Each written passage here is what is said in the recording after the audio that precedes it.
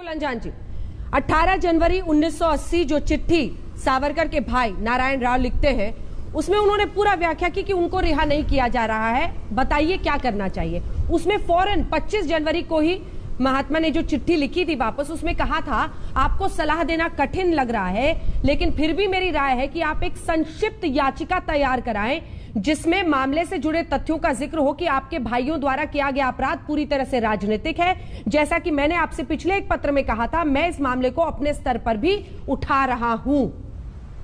तो सावरकर की रिहाई को लेकर महात्मा की क्या सोच थी, ये तो इसमें दिख रहा है।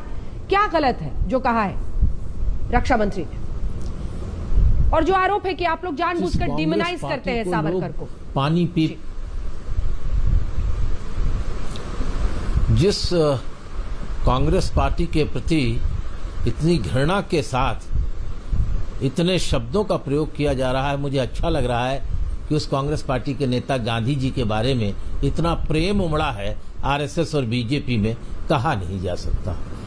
वीर कहाँ थे सावरकर? कोई आदमी माफी मांगेगा तो वीर हो जाएगा? वो अकेले सेलुलर जेल में थे क्या?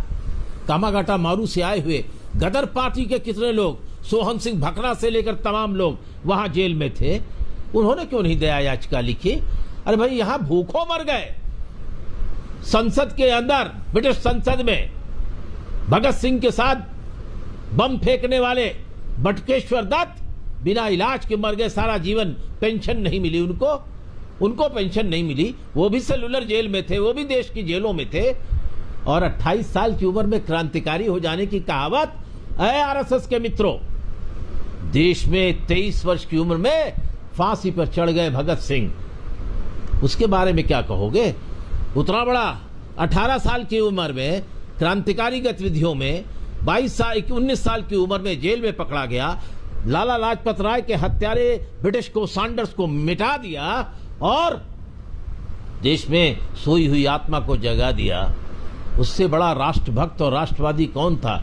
उसके आगे वीर लिखाना क्या बात है? वीर कहाँ थे मुझे बताइए ना। 9 दरखास्त लिखने वाला आदमी वीर कहलाएगा? माफीनामा लिखने वाला आदमी वीर कहलाएगा?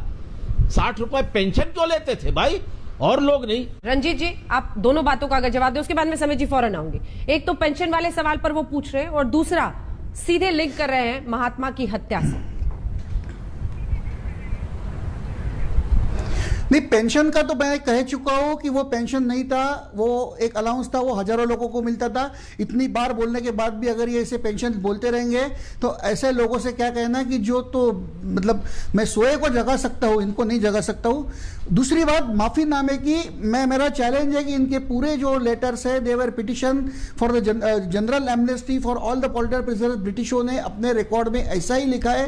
विक्रम संपत ने ये पूरे आवेदन पत्र उनके volume 1 of biography of Savarkar में पब्लिश किए है, उसमें कहीं पे भी माफी नहीं है।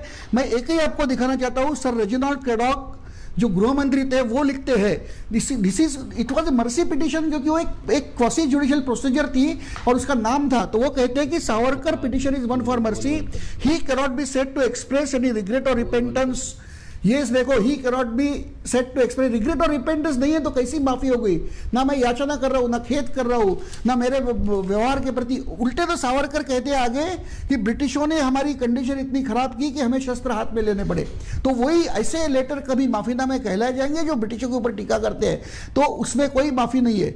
अतुल जी, 1966 में अगर कपूर कमीशन ने डायरेक्टली कुछ भी कंप्लिसिट माना होता या फिर उनको इसमें दोषी पाया होता, तो फिर उस हिसाब से आगे की कार्रवाई होती ना। उसमें भी अंत में यही कहा गया कि जो जांच हुई वो ठीक से नहीं हुई।